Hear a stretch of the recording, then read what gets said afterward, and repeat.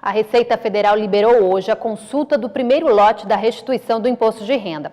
Por lei, idosos e pessoas com alguma deficiência ou doença grave têm prioridade. As restituições começam a ser pagas no dia 16 de junho. Para fazer a consulta é só acessar a página na internet receita.fazenda.gov.br ou ligar para o número 146. E a Defesa Civil de Alagoas apresentou agora pela manhã um balanço das pessoas atingidas pelas enchentes aqui no estado. E olha, a quantidade é bem menor do que os números divulgados pelas prefeituras. O Ministério Público Estadual quer saber se houve má-fé de algum prefeito. O saldo de vítimas da chuva apontado por 37 municípios foi tão assustador quanto o temporal em si. Aí a Defesa Civil refez as contas e o resultado caiu de 39 mil para 1.346 desalojados e desabrigados. A dissintonia dos números é natural e já era esperada, porque no primeiro momento foi preciso desalojar essas famílias para que não acontecesse algo pior com elas e com suas famílias. E ao fato que a área de risco vai diminuindo, a situação de risco, essas famílias estão retornando para as suas residências. Diante desses novos números, o Estado disse que garante assistência às vítimas com recursos próprios. Com isso, os 13 milhões de reais enviados pelo governo federal serão devolvidos, parcialmente ou em sua totalidade. Não foi tocado em um centavo do dinheiro público enviado pelo governo federal, que é uma reserva para o caso de necessidade. E a orientação do governador Renan Filho é muito clara. Esse dinheiro só será utilizado rigorosamente de acordo com a lei. E o nosso objetivo, se possível, é devolvê-lo 100%. Na próxima semana, a Defesa Civil vai analisar a situação de cada município. O órgão disse estar oferecendo apoio aos desabrigados e que a atenção continua em toda a quadra chuvosa. De abril a agosto é o período que chove no nosso estado. Então, como falei, o desastre ainda está em evolução. Estamos contabilizando agora os números dos danos que os municípios sofreram e iremos atualizar cada vez mais. Esta semana, o Ministério Público cobrou transparência nos números apresentados pelas prefeituras. O órgão está investigando possíveis irregularidades nessa contabilidade e vai punir aos gestores que forjam a quantidade de vítimas. Várias escolas públicas foram atingidas pelas chuvas no estado. O repórter Leandro Melo está agora em uma delas e vai mostrar a situação da unidade para a gente. Boa tarde, Leandro. Em qual escola você está e a situação aí, como é que é? Opa, Sabrina, boa tarde a você, a todos que estão assistindo ao JD. Falamos aqui da escola Edson Bernardes, no Vergel do Lago, e por aqui o cenário, corredores, sala de aula, cenário de destruição.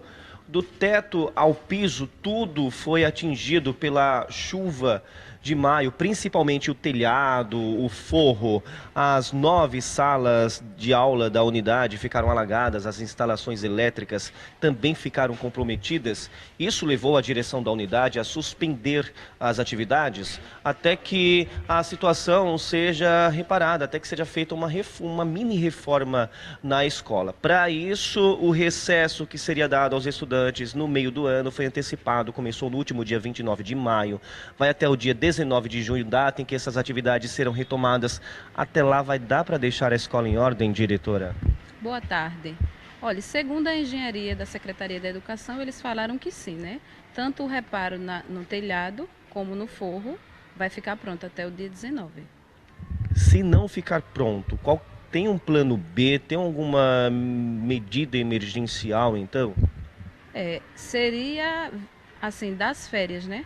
A gente colocaria as férias para agora e ao término do ano letivo a gente só teria o período de 15 dias, que seria o recesso. Ok, diretora, obrigado pelas suas informações, pela sua participação aqui no Jornal do Dia. Para se ter uma ideia do sufoco que essa gente passou, viu, Sabrina, na semana desse temporal, era mesmo a semana em que esses alunos estavam passando por avaliações. Agora imagine você, as salas inundadas, sem condições de eles frequentarem as aulas, mesmo assim as provas foram aplicadas neste galpão aqui, como mostram essas imagens, para vocês terem uma ideia. Mas não foi só essa escola que passou por esta situação, outras 13 escolas da rede estadual e 218 municipais também sofreram, por causa dessa chuva que atingiu o estado. A boa notícia é que hoje à tarde o ministro da Educação, Mendonça Filho, está vindo a Maceió assinar uma liberação de recursos para a recuperação dessas escolas. Volto com você. Obrigada, Leandro, pelas informações. Esperamos que resolvam a situação nessas escolas aí. A aproximação das festas juninas acende o alerta para os riscos de queimaduras com fogos de artifício e fogueiras. A atenção precisa ser redobrada, principalmente com as crianças. Sabe aquele ditado, quem brinca com fogo pode se queimar? Pois é, na ala de queimados do HGE, as crianças são as principais vítimas. As histórias se repetem. Estavam brincando perto do fogão quando ocorreram os acidentes. Um descuido e uma grande queimadura. Por sorte, que não agravou, por conta que na hora eu vi, né, depois dela chorando, e eu puxei ela ligeiro. Eu ia fazer o gogó dele, aí quando eu botei dentro do liquidificador, caiu por cima dele. Leite quente no fogão e ele foi botar a mãozinha. Aí a outra de 14 anos foi para tentar ajudar ele, aí não conseguiu, aí virou com tudo, molhou a cozinha toda. Em 2016, houve o registro de 7 casos de pessoas com queimaduras causadas por fogos de artifício aqui no HGE. Este ano, ainda não houve nenhum registro deste tipo. Por isso, o Hospital Geral do Estado antecipou uma campanha de prevenção a queimaduras e conscientização nesta época do ano que antecede o período junino. Esta enfermeira explica que o cuidado deve ser redobrado principalmente com as crianças durante o período junino. Os homens também se queimam com frequência neste período. O erro ao manusear os fogos de artifício é um vilão. E se houver a queimadura, o paciente deve lavar com água corrente e procurar atendimento médico. Abra a torneira, bota a mão, o membro ou o corpo, o que for, na água corrente. Não usar gelo, não utilizar gelo, porque o gelo também queima. Segundo ponto, nós não devemos colocar nada na lesão. Nada de creme dental, nada de pomada, nada de óleo. Não devemos também, de maneira nenhuma, romper as bolhas. As bolhas têm que ser rompidas no próprio centro de tratamento de queimados. Depois disso tudo, pega um paninho, bota em cima da lesão e vai lá para o centro de tratamento de queimados no HGE, que a gente funciona 24 horas. Seu José gosta de festejar e levar fogos para os filhos e netos. Ele diz que fica perto para evitar acidentes. Não, eu fico com ele lá pertinho, ensinando a ele a soltar. Tudo está se divertindo ali. Quem trabalha com isso há muito tempo garante, é necessário seguir as instruções. E uma coisa importante, não vender de menor sozinho. Não vender, se você notar uma pessoa embriagado, mesmo que ele queira comprar pulso, você não venda fogo da gente embriagado.